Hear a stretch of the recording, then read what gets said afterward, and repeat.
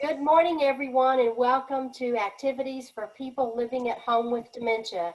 My name is Gail Snyder. I'm the Executive Director for Dementia Friendly Fort Worth. We are proud to offer these programs with funding from the Area Agency on Aging and United Way of Tarrant County. These programs are recorded and are made available for future use through a YouTube channel. And today, back with us for our Wednesday Artful Moments program is Peggy Spear, and she will be sharing with us art from Eleanor Minkus. Peggy? Hello, friends. Hello. Hello. Hello. Good morning. Hi. Okay. Are we seeing it? Yes. Eleanor Meekus. So it's funny. Forever, we've all at the museum been saying Eleanor Minkus. And one of the curators met her daughter just about a month ago, and it's Micus. So everyone's like trying to adjust how to say it. We're all still saying Minkus, but it's Micus. So Micus, we all know who you're talking about. But we were all surprised. So. Oh. All right, so today, this is an exhibition. We're going to look closely at an exhibition that's currently on view in our museum. But I will say this is a really hard exhibition to show on the computer. So bear with me.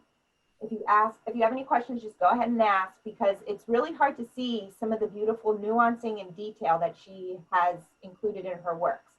So with that in mind, let's go ahead. This is Eleanor Micus. See, I'm still doing it. Mikus. Yeah, and so she's from Detroit, and she went to school in New York. She went to school at the University of Denver, that's where I went to school. So I didn't know that she went there, which was a really cool discovery when we were learning about this artist. And she kind of qualified, she didn't qualify her or categorize herself as an abstract artist, but her work is very abstract. So she was doing a lot of her heavy work in the 50s, 60s, 70s that she was always making, she was teaching. And so the exhibition, or this is an example of her painting, one of her paintings. To see what I'm saying, it's kind of hard to see. So far away, but this is acrylic on wood. And so she started off as a painter, and she was really, really, really interested in the process, not the product of what she would make. So this exhibition is called Meditations, and it's not so much, it wasn't the intent of us to view these artworks and meditate. It was while she was creating these artworks, it was almost a meditative process for her. And so I feel like with this world going on right now with the election, we just need a little moment to kind of maybe take a step back and meditate and just see the beauty in the simplicity of some of the things that her artwork has. So what do we see in this artwork? Can you see some of the differentiations that she was able to capture in this acrylic painting? Well, so I see some white lines. White lines, yes. Some lines, some some white. lines, dark and white. Some white lines here. It looks to me like those lines are actually different levels of the texture. So it's Very good, Gail. a line with paint, but it's a variation in the surface. Yes. Yes, Gail, that is great, and good on you for picking that up through the computer screen. So that's I could paint like that. say that again. I could paint like that. Then why aren't you? That's why it's me. You know, get on out there and do it then. So what she would do is, in this particular work, in several works like it, she would use pieces of wood or masonite and glue them to, like a back piece of wood, and she would sand it down and then paint it back up, and then sand it down and paint it back up, and this would go on and on and on until she felt it had reached the texture difference that she wanted. So you can see that, like Gail said, exactly right. You can see here, that line, it is painted white, but it's not a painted line. It's just the paint the variation in levels and the way the light's hitting it is creating that Oh, line, gee. but it's all the same Man, that's pretty color. creative. So, So when you say that's not paint, is that some wood grain? no, so it's paint on top, but it's all the same color paint. So she didn't use a brighter white to paint that line. Okay. It's just the way the light is actually hitting it because of the different depths. Okay, got it. This is a So stuff. she was really interested in this process. This is where she would get into that kind of meditative state where she would sand down, and she was really interested in the what was beneath the surface. So while the surface is really beautiful, there were many layers to create that surface, and so that's what she was thinking about with this repetitive If you go sanding to and building, museums, sanding they and don't building. have that explanation. And so she calls almost all of her artworks tablet with a number. What do you think of when you hear the word tablet? And mind you, there were no iPads or anything right. in the 70s and 60s. So get that tablet out of your head. A tablet was something you wrote on for permanence. Yes, perfect. Exactly that. 10 Commandments. Commandments, yes. Yeah. So you're an ancient, writing on tablets was sort of an ancient practice. Yeah. So A big chief tablet from the first grade. what did you say they talked about? It's like cuneiform. Martha, what did you say about the tablets in school? It was called a big chief tablet in the first grade, and it had guidelines. Oh Yes, my God, I use those too. And we had fat pencils. yeah, and you would learn that the lower cases only hit the dotted line and the capitals would hit that top line. Yes. Right. Yes. And that, okay, so that, yeah, another perfect example of a tablet. She was really interested in this idea of tablets because it meant an ancient time. It meant a passing of time. It meant that tablets were written on and then things would wear away and then they'd be written on again or things would start to wear. So there was a story to the tablet. And with her tablets, there's the story of the building and the washing and the building and the washing, but none of these details have any sort of story to them. They're just made. There's no fabrication to it. Did I see that Gail's not here? No, I'm here. Oh, okay. My screen I see where you are. I normally have it, so I was thinking, oh no, did we lose Gail? All right, there you are. So anyway, so this was her mode of painting. Well, there was a Tamarin print studio in Los Angeles. Have any of you heard of this print studio before? No. Okay. Yeah, I hadn't either until I came to this museum. So in Los Angeles, there was June Wayne, an artist, had created this studio for artists to come and create works on paper. Oh, and let me back it up.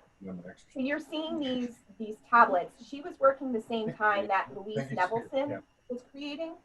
And we looked at this artwork a couple of months ago called Lunar Landscape. Louise Nevelson was doing these same things using wood and creating different textures while using a monochromatic color. So this was something that was interesting in the late 50s through the 60s. There you go. That artists, female artists particularly, were really experimenting with. So this is pretty cool that we're seeing, now we're seeing art connections between artists and artists. So back to the Tamarin. So what's her name? Eleanor was creating, and there's this paper print studio that was in Los Angeles. And the point of this studio was to allow notable artists to create using lithography, not the medium that they were typically using, and like she was painting with acrylic and wood, and then allowing these artists to use paper to create lithographs, which at the time was viewed as a dying art. And the reason the Tamarin Institute was created was to revive this dying art in the United States. So you can think of most artists during that time, and a lot of artists we've seen were invited to have a typically 6-week apprenticeship, so to speak, in this studio. So this is the studio moved to University of New Mexico in Albuquerque in 1970. But from 1960 to 1970, that is where in Los Angeles, it was on Tamarind Avenue. That's how it got its name. And then it moved to the University of New Mexico. So I could not find a picture of what that workshop looked like in LA, but this is the workshop now that's still alive and kicking in New Mexico. When Eleanor Mikus was creating or was invited to join this studio for 6 weeks, it was in Los Angeles. It had not moved to New Mexico yet.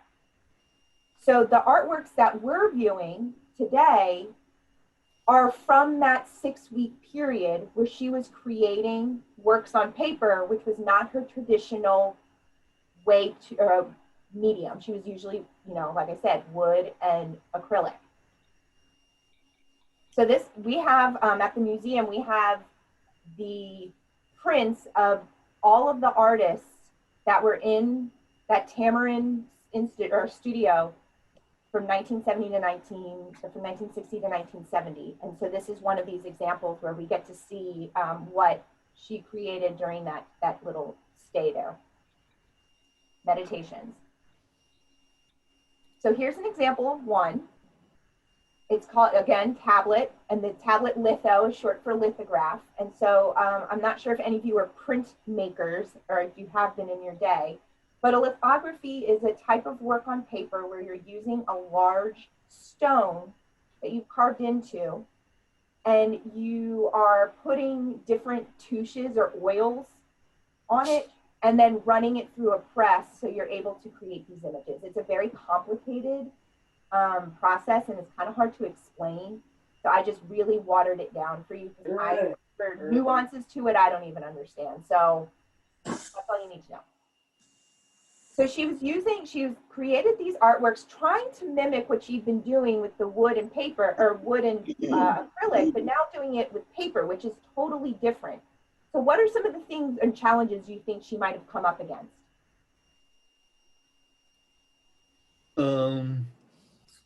For making a lithograph?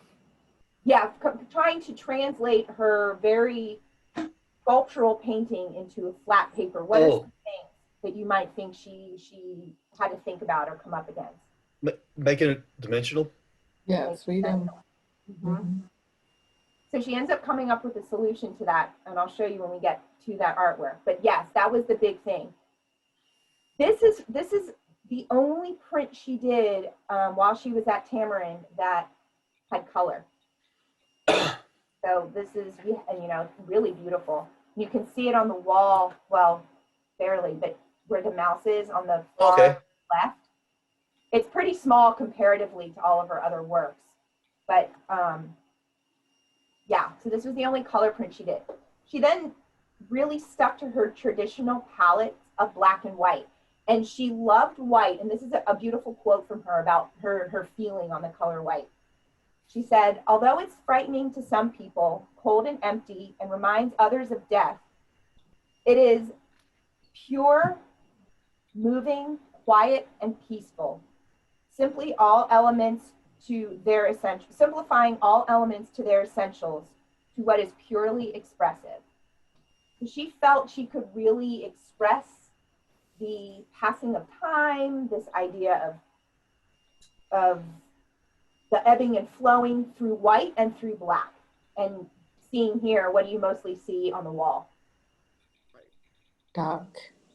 So, yeah, white and black, the dark.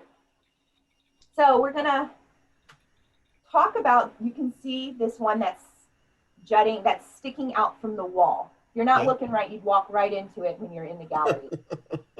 Yeah, sticking right out. This was kind of cool. This was the first time, at least since I've been here in 7.5 years, that we've ever displayed a work of art like that. There was work on the side that we can see, and there was an artwork on the other side of that. So you can, it was almost like the mirror image of it. So this was one side. This is the side we can see right here. And then on the other side was this.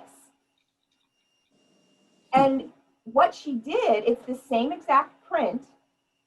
She just flipped it 180. Oh, okay. So there was she never wrote much about her artwork. So there's no instruction on how she had envisioned this to be viewed. Do they go side by side? So we're seeing what that effect of flipping, 180 to one, the same image, or do they hang separately? Huh. So this is why our curator decided to hang it like this. So you knew that they were kind of a set, and you're kind of having the memory of you're seeing it on one side and you're walking and you're seeing it then on the other side, but it's not that one-to-one comparison. And who knows if that's how she wanted it to be, but that's how our team thought it might be best for visitors to enjoy. Could you show both sides again, please? Sure. So this is the side that we saw that is looking at us in that image. Okay. And then this is what's on the other side, and it's flipped 180. So you can see down here, that line, Mm-hmm. and then up here, that line. And I don't think she inked it the same. It feels a little more saturated on this side than the other side. Yeah. Details. Which side do you like more? Black. I The other like one. both of them. The other one. So I'm with you. Yetta, I like this one. Yeah. I We've think got the one with the more distinct lines actually looks like one of those artworks using that fine wire. Yeah.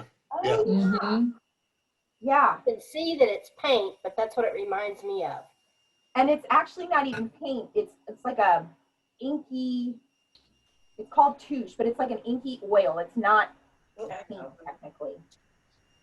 But Gail, you're hitting on something. She was able to create these painterly effects, even though it wasn't paint, which is really very impressive. For someone who's never worked with paper before, she figured it out pretty quickly. So we're starting to see some of that transferring. And then kind of like the first artwork we saw, we're seeing lines. And she was quoted in different articles. She's not one that wrote about her artwork. And so this is in an interview, her thought about just a simple line. Starting from something small, just a line, and painting something big. From a small line, a fold, you can make the rest of your life. So again, really thinking about that process that you start and then you keep building and building and building, and what does that building get you to? So we'll look at another. Okay, see, this is what I'm saying. Can you even see the artwork on the screen? This is like a tiny dot. It's Oh, no, just it's very light. Yes. It's just gray. Yeah. So this is on the wall, and part of the reason, I'm sorry to go back and make you queasy. You can see why the dark wall and the black frames really help some of these artworks pop. This is the artwork right here, that white one we're just looking at. So get your binoculars out, really pull in close. So you can see here, what color? Light gray. White. It's photographing gray, but in real life, it's different shades of white. Oh, Is there a yellow spot down there? Yeah, there's a spot here, there's a spot here, and I'm gonna be honest with you, I don't know if it's the photograph or if that detail is that visible in the artwork on the wall. On my screen, there's a yellow dot way down at the bottom here. Somewhere down here. Yeah, it's right, almost in the center. It's almost directly beneath the gray dot. Right, Just okay, up here. I'm not seeing Yeah, it right on my there. screen. Your arrow is right on top of it. Oh, So, something on your TV screen. I was gonna say, that might be your screen. Oh, Okay. All right. you know what? These pictures it's so hard to photograph these pictures that Yep, it's not my you screen. might be seeing details that my screen is not showing me, so it could be there. Is in my eyes there some light blue lines, very faint? No, you're right. Yeah. It's white in real life. There's no other color but white. So it wouldn't be a yellow dot if you're seeing that coloration, Paulette. And then these are just different shades of white. Oh. And then up here, I've got a blue dot that goes with the yellow dot down there. Does anybody else have those dots, or this is Yes. just my screen? I see the dots. Yeah, there's Yeah, dots. right there. Oh, another one just showed up, and there's one here, and there's one there. But you can see if you can think about the lines that she was interested in drawing in that quote I read about the lines, you can start to see some of those lines Mm-hmm. appear in her work. But you say, is that where different kind of whites meet, or what is? Because you Yeah. say it's not blue. It looks blue. It's the photograph, and that's the tough part of showing the show. The photograph is making it look blue. Ah. In the actual exhibition, the paper itself is a little creamier than dead white, and so the touche, the oils that she's using are different shades of white. Mm-hmm. So you can see some of that contrast a little better, not much better in person, but you can see that better in person. Well, Mm-hmm. I think she and I have one thing in common in our painting. We don't worry about straight lines. Oh, So you Yeah, could straight line. compare the different colors of white to when you're going to pick out paint at the paint store, and they have all these different names for whites, and there's just the tiniest variation of linen white, dove white, there's Eggshell. eggshell. Eggshell is actually the texture of the paint, though, not the color. Oh, okay, okay. So, and I learned that from my son because he's done some like painting buildings. Okay. Eggshell, there's flat and eggshell and Mm-hmm. Gloss. gloss and Matte. satin and high gloss. Oh, Mm-hmm. I never knew that. That's something I learned today. Yeah. And Well, go ahead, Gail. flat paint shows fingerprints and marks more than eggshell or the satins. Yeah. Mm-hmm. And in that similar vein, so you want to, if you have a textured wall, you might pick a particular kind of paint to work with that type of textured wall.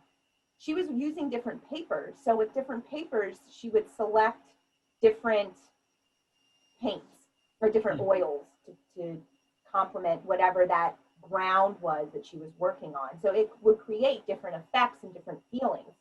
And part of this whole project with working with the Tamarind workshop was for a number of reasons. Part of it was to revive an artwork, this lithography printing that was not an American mode of art typically. It was to teach artists how to collaborate. So, Micus was the artist, but she didn't know how to print these necessarily. So she was working with printers who were either cutting their teeth and learning how to print, or very well established printers to help create and bring to life these visions she had for the work on paper. So I did not include the printers' names, but on the wall, you're able to see, it said, it's Micus is the artist, but we credit every single one of the different printers who helped put these sheets on the stone, run it through, and pick the sheet off the stone. Because that really is a talent in and of itself. You don't want to smudge anything. You want to make sure the color is evenly applied or not applied, depending on how the artist is envisioning this. So this was part of the studio's goal, was to create relationships where the artist and the printer really had to work closely together to create the vision. And then it was allowing people to buy artwork that was more affordable. Work on paper is typically more affordable than works on canvas. So it was allowing artists from all different mediums, sculptors, painters, photographers, not really photographers, but some were there, to create artwork in their style, but on paper that was then more affordable for people to have in their own lives. So that was part of the impetus for all of this as well. So here's another little part of the exhibition. Again, she left no instruction on how these were to be viewed. Some of them you really need to step back to see them. Some of them, if you're reading the label, you might be too close. Or if you're too far back, you can't see any of the detail, and then you do need to get up close. It just changes from one artwork to the next. Here's another example of that all black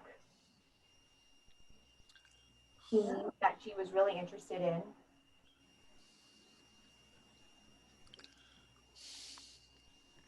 Artwork on the wall, so you can kind of see.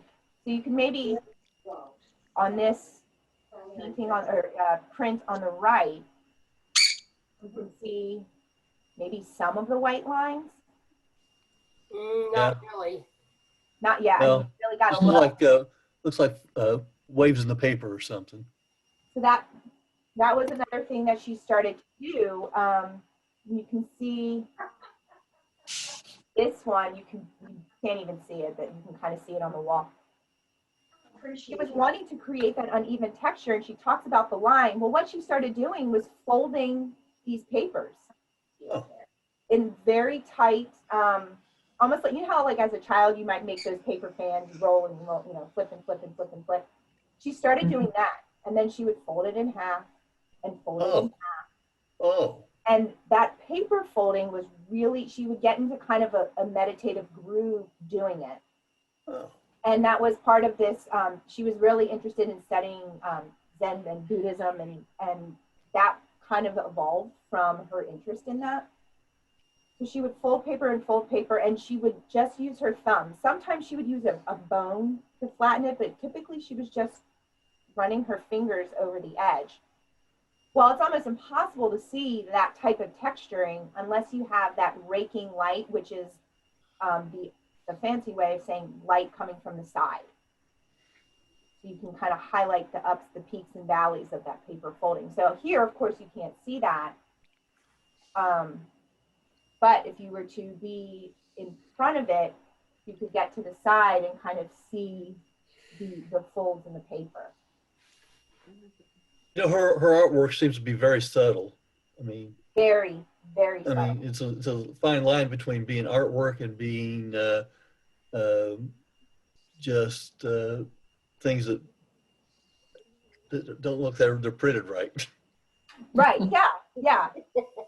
I mean, and some of this too is experimental. I mean, she'd never done lithography before, so she was figuring out how to do it. So some of it might feel experimental, and that was good for her because that's how that was how she thought about the artwork. The art was the making it. It wasn't necessarily the final product. So she didn't call herself, like I said earlier, an abstract artist per se, even though everything she created really, there was no symbolism in anything she created. There was no narrative to anything she created. It was just straight up, I'm interested in how these materials interact together. I'm interested in what this process will be to create a final. And so she was really interested, like we had talked about earlier, the layers under the final, which, you know, the folding created that, the multiple prints or lines created that. That was the story to her. So here you can kind of see too, you can see the white or the creamish paper, those porous looking parts, that's the paper, and then the white on top was the oil. This top left corner might be the best spot to kind of see. Mm-hmm. So I tried to show you as best I could, but I have a little project for you guys to do at home if you are feeling inspired or just want to kind of get into the mental practice that Micus would do. Is I invite you to grab a piece of paper. You might have a piece of paper near you, or later today when you're sitting on the couch. And I just want you to start folding it as evenly and as straightly as you can. And, you know, the first one, it says, orient your paper vertically. That's just the easiest way to fold, but when you're finished, you can angle it any which way you think is the best to create your art. And then you can start running your fingers over it. Here, I say you can use maybe a credit card or a ruler, or if you have a bone tool. I don't know how I ended up with this in my office.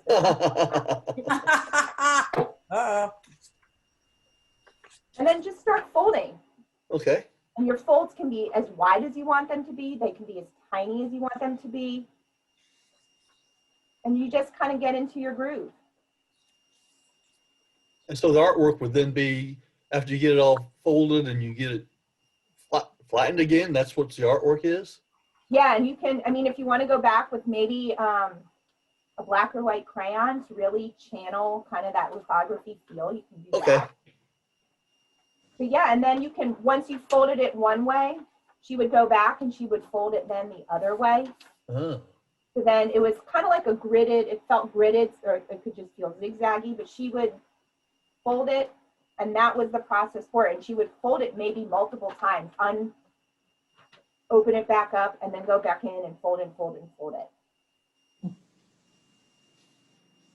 So is this available anywhere on your the website for the Yeah, I can send you the link in the chat box right now. Okay, great. This, that first artwork I showed you of, I can go back to it. Let me go back. This, this artwork right here, we just recently got that loan. This is coming from another gallery. This is the only piece in the exhibition that's not ours. So that's pretty cool to see. I went up there today to see it because I hadn't seen it yet, and it's really very cool. But you just kind of want to stare at it for a while because you're not really sure what you're looking at. Okay, here we go. Let me get the link, and I'll send it to y'all. All right, I'm going to stop share so I can chat it to you. But if you go online, you'll be able to see some of the artworks I showed you, some different ones I showed you. And I believe this exhibition is on view, I want to say through the end of the year, maybe into March, April. So it's up for a while. Okay. Not much chance of it fading. No, but that's a really good point, Martha. This Tamarind collection, typically when we show something, it can stay up for 6 months because of the works on paper. It has to be in a very controlled, I mean, as it always is, but in a very controlled area with the lighting. So we have to, oh, very beautiful, Paulette. We have shades that go down in that gallery. So we don't have any sunlight that hits it when we're closed or anything like that. And then when it goes down for 6 months, these rest for typically 6 years. So they won't see the light of day then for another 6 years. That's amazing. Yeah. Hey, Paulette, I missed what you held up. What were you showing? Show them yeah, there you go. Oh, there you go. Yeah, I like that. Or inside out, or, this one's got text on it. And It's like a tablet. There's a message in Paulette's tablet. All right, friends. Well, I hope your folding paper brings you some calm and kind of a crazy day, but it was really fun. I was trying to make a point. Yeah. I'm going to crinkle up some paper and make art. Yes. And then put it in a very dimly lit room and see what people think. Yeah. Hey, there you go. Bye. And we're back next week. Bye, Nancy. See you tomorrow. Bye, Nancy. And Gail, you're usually quicker to know it than I am. What are we talking about next week? Let's see. Next week is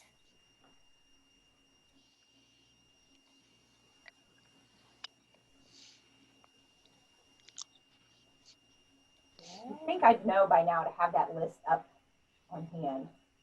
It's okay. We like saying drum roll. Yes. A really big build up for Yeah.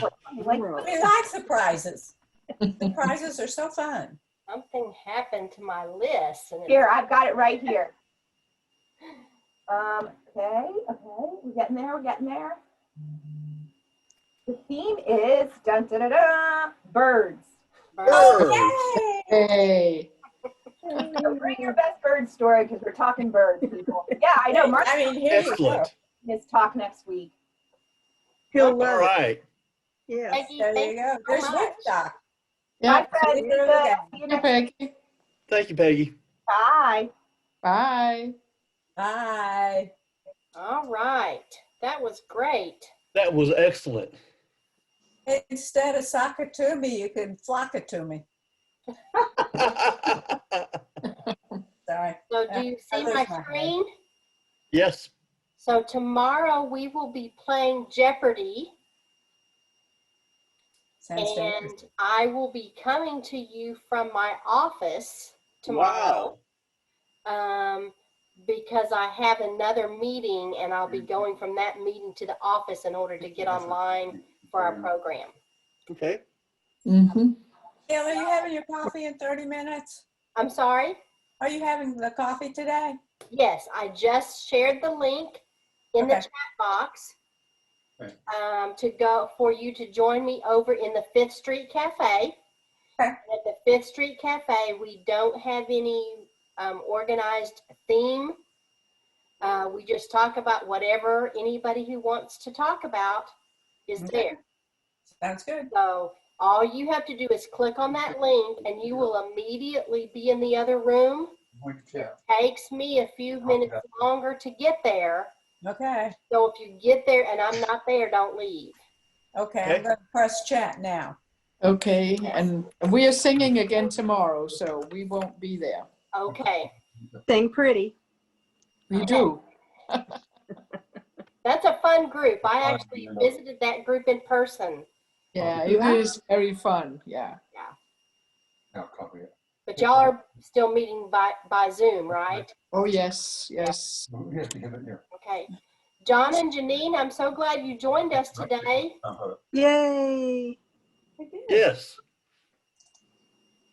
Good to see your icons. Yes. So those of you who can't join us at Fifth Street Cafe, have a wonderful afternoon, and we'll see you tomorrow. And if you're going to Bye. Fifth Street Cafe, I'll see you there in just a moment. All right. Okay, Thank you. thank you. Have a good day. Bye-bye. Bye-bye. Bye. Good to see everybody.